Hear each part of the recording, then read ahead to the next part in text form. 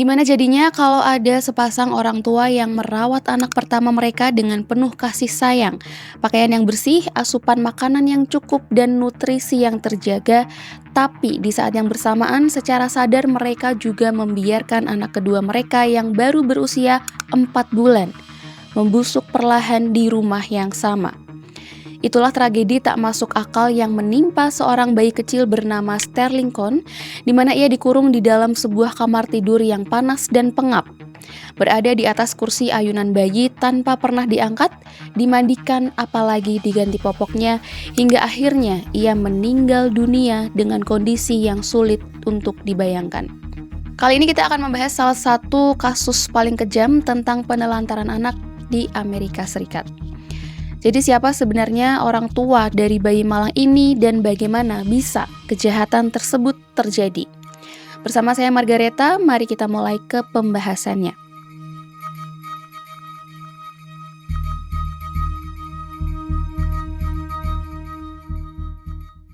Kisah kelam ini berpusat pada sepasang kekasih bernama Zachary Paul Kohn dan juga Cheyenne Renee Harris. Mereka tinggal bersama di sebuah apartemen di Alta Vista, sebuah kota kecil di negara bagian Iowa, Amerika Serikat. Sebelum tragedi ini terjadi, Zachary dan Harris sudah memiliki seorang anak perempuan yang berusia 2 tahun. Anak pertama mereka ini tumbuh selayaknya balita pada umumnya, sehat, terawat, dan mendapatkan asuhan yang sangat layak dari kedua orang tuanya.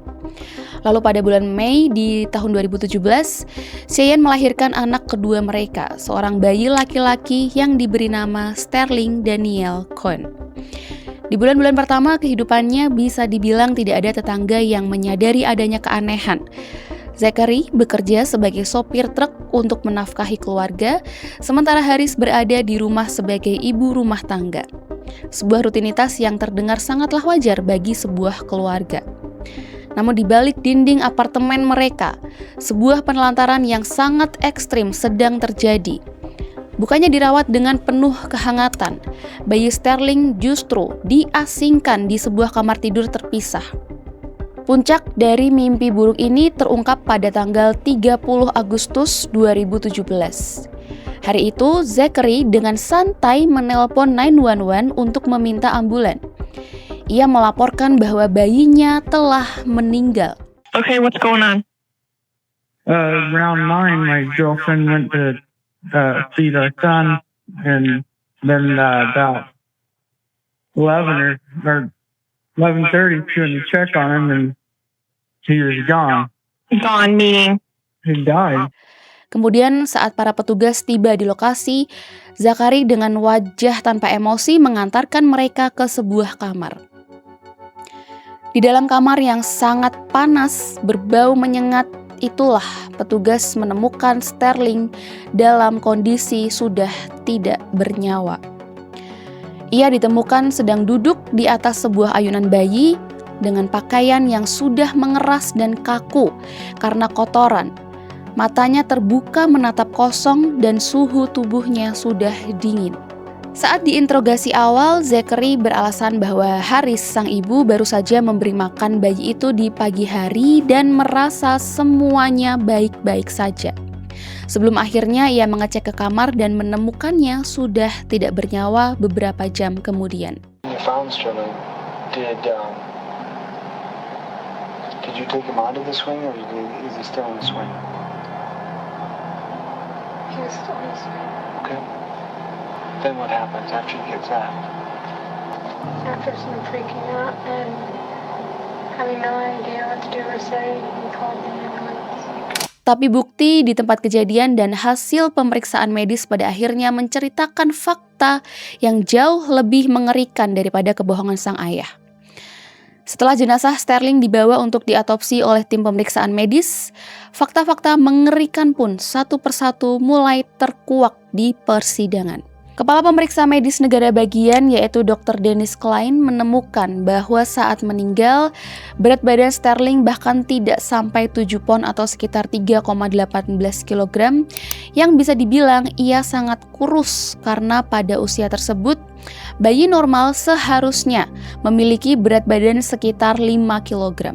Selain itu, ketika tim medis memeriksa Sterling, pemeriksaan pada tali pusarnya menunjukkan hasil positif untuk meth atau kita kenal sebagai sabu-sabu. Yang mana itu berarti Sterling sudah terpapar narkoba bahkan sebelum ia lahir ke dunia, yakni dari dalam kandungan ibunya sendiri. Namun yang membuat seluruh tim forensik bergidik ngeri adalah kondisi fisik bagian bawah Sterling. Karena seorang ahli entomologi forensik atau ilmu yang mempelajari siklus serangga dalam investigasi kriminal memastikan bahwa Sterling tidak pernah diangkat dari ayunan tersebut, tidak pernah dimandikan, dan tidak pernah diganti popoknya selama 9 hingga 14 hari berturut-turut. Sehingga kotoran yang menumpuk di popoknya selama berminggu-minggu itu membuat kulit Sterling melepuh dan hancur karena ruam popok yang amat sangat parah. Luka tersebut kemudian terinfeksi bakteri dari feses atau kotoran, dan karena tidak pernah dibersihkan, lalat mulai hinggap dan bertelur di popok serta pakaian Sterling hingga menetaskan ratusan belatung. Di mana proses ini terjadi saat bayi malang itu masih bernafas dan hidup. Pada akhirnya, penyebab kematian Sterling disimpulkan sebagai kombinasi mematikan dari malnutrisi, dehidrasi, dan infeksi bakteri parah. Hal yang paling sulit diterima oleh nalar publik sekaligus fakta yang memberatkan Zachary dan Harris di mata penegak hukum adalah adanya paradoks di dalam rumah mereka sendiri. Di mana apartemen yang sama dengan orang tua yang sama, terdapat balita berusia 2 tahun yang hidup bersih dan tercukupi segala kebutuhannya. Tapi di sisi lain, di rumah yang sama, terdapat seorang bayi yang ditelantarkan dan sama sekali tidak dirawat. Bahkan petugas kepolisian bersaksi bahwa ada kaleng-kaleng susu formula yang masih bagus dan tumpukan popok bersih di dalam kamar tersebut yang letaknya hanya beberapa langkah dari ayunan tempat Sterling berada. Di mana itu artinya penelantaran ini bukanlah tentang keluarga yang sedang kesulitan finansial dan tidak punya uang untuk membeli susu atau popok. Ini juga bukan tentang orang tua muda yang tidak memiliki pengalaman mengurus anak. Melainkan ini adalah sebuah pengabaian ekstrim yang disengaja, di mana mereka memilih untuk merawat anak pertama mereka, namun secara sadar membiarkan anak yang lain perlahan-lahan mati kelaparan dan terinfeksi di ruang sebelah. Bahkan saat di persidangan, pembelaan mereka sebagai orang tua juga terasa tidak bisa diterima akal sehat. Pada persidangan, sang ayah Zachary, pengacaranya berpendapat bahwa dia telah mempercayakan perawatan Sterling kepada Harris sang ibu dan bekerja berjam-jam sehingga dia tidak menyadari kondisi anaknya sendiri. Tapi argumen ini kemudian runtuh karena terdapat bukti jika sang ayah cukup sering hadir untuk mengamati kondisi Sterling. Tapi dia telah memilih untuk tidak melakukan apapun terhadap Sterling.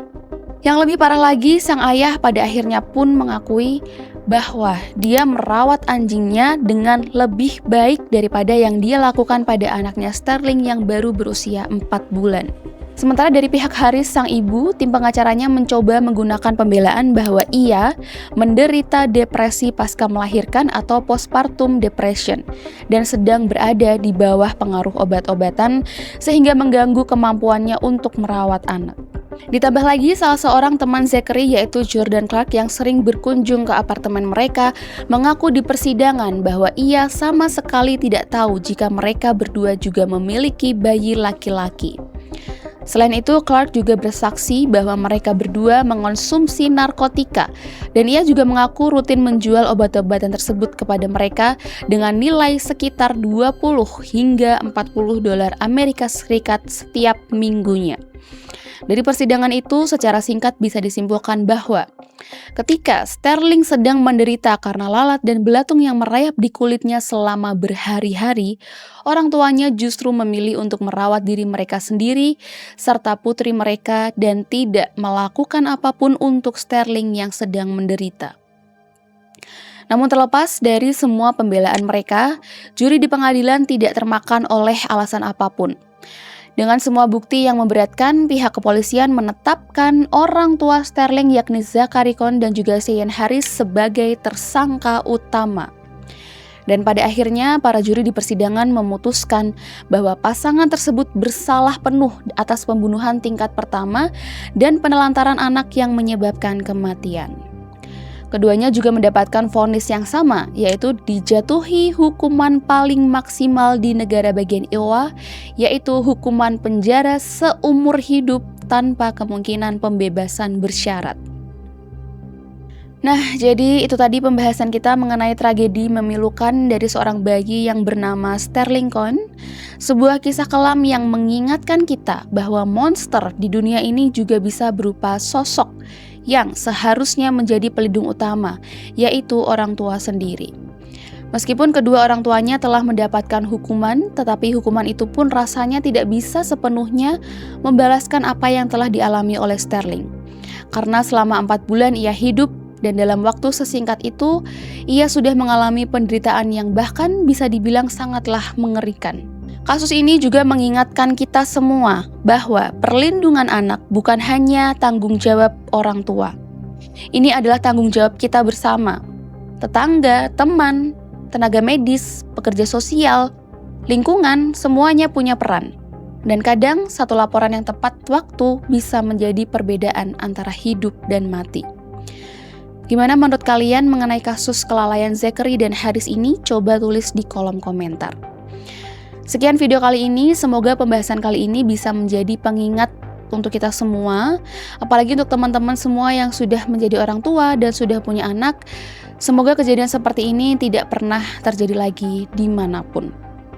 Terima kasih teman-teman sudah menonton sampai selesai, dan terima kasih juga untuk semuanya yang sudah support channel ini. Jangan lupa untuk like dan juga subscribe untuk pembahasan hal-hal menarik lainnya. See you on the next video.